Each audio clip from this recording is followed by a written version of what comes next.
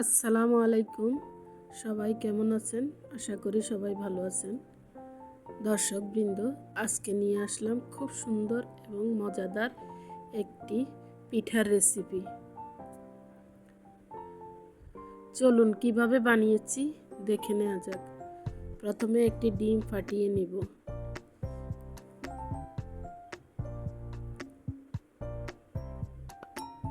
এরপর দিয়ে দিব 2 টেবিল চামচ চিনি।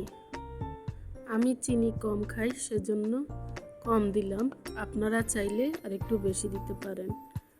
আমি একটি ডিমের পিঠা বানাবো, সেজন্য কম করে দিলাম। দিয়ে দিলাম একটু লবণ, সামান্য লবণ দিবেন, তাহলে এর টেস্ট ভালো হবে। ডিমটা চিনির সাথে ভালোভাবে মেখে নিব।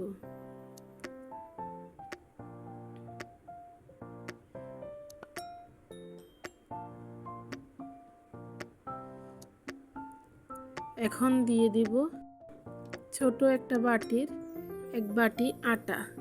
আপনারা চাইলে ময়দাও দিতে পারেন, আমি আটা দিলাম। এখন মেখে নিব।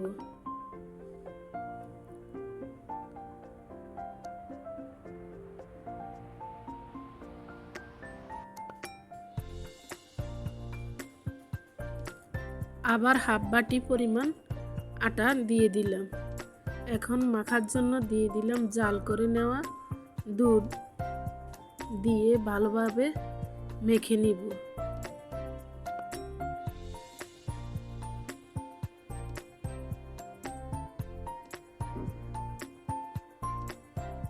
আমার আরেকটু পরিমাণ দুধ লাগছে।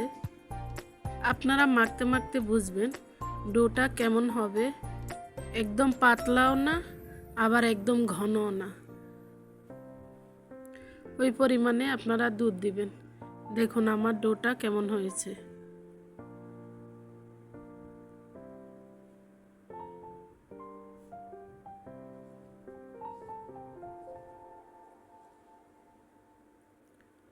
একটা চামচ দিয়ে দেখবেন।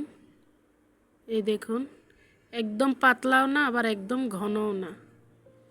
এখন একটা ডিম আমি ভেজে নেব।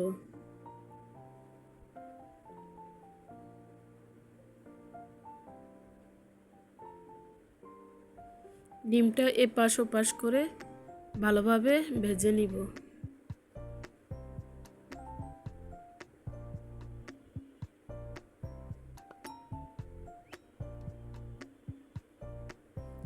আমার ডিম হয়ে গিয়েছে, তুলে এখন কড়াইতে পর্যাপ্ত তেল দিয়ে দিব। এখন যেই ডোটা রেখেছি ওখানে আমি ডিমটা দিয়ে একটা চামচের সাহায্যে এপিঠ ওপিঠ ভালোভাবে ডোটা মেখে নিব। নিয়ে আমি চুলায় তেলেতে দিয়ে দিব।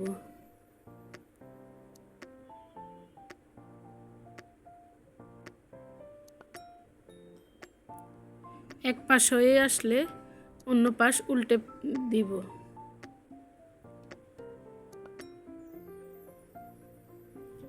দেখুন আমার 2 পাশ হয়ে গেছে। এখন আবার এটাকে আমি তুলে ডোতে চুবিয়ে আবার দিব। দেখুন আমি কিভাবে বানাচ্ছি। 2 পাশে ডোটা ভালোভাবে মেখে নিব। নিয়ে একটি চামচের সাহায্যে আবার কড়াইতে দিয়ে দিব।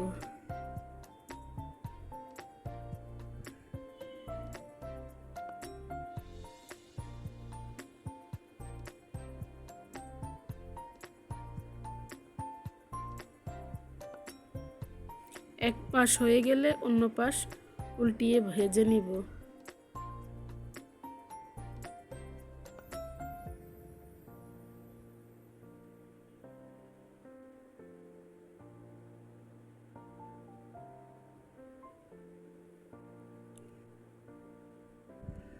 আমার 2 পাশ হয়ে গেছে। এখন আবার এটাকে উঠিয়ে ডোতে চুবিয়ে আবার তেলে ভাজতে দিব।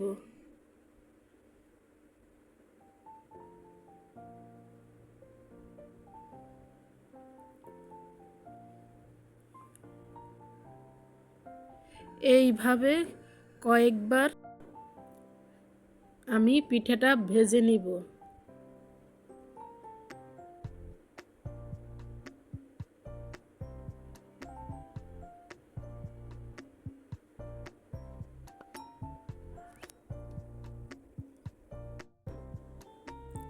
এভাবে কয়েকবার ভেজে নিলেই পিঠাটা তৈরি হয়ে যাবে। দেখুন আমার পিঠাটা কিন্তু তৈরি হয়ে গেছে, এখন তুলে নিব।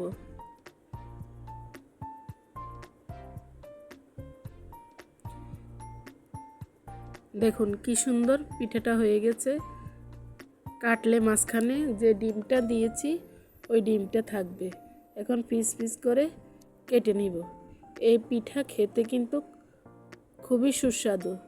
আপনারা অবশ্যই বাড়িতে তৈরি করে দেখবেন আর কমেন্ট করে জানাবেন আমার পিঠাটা কেমন হয়েছে।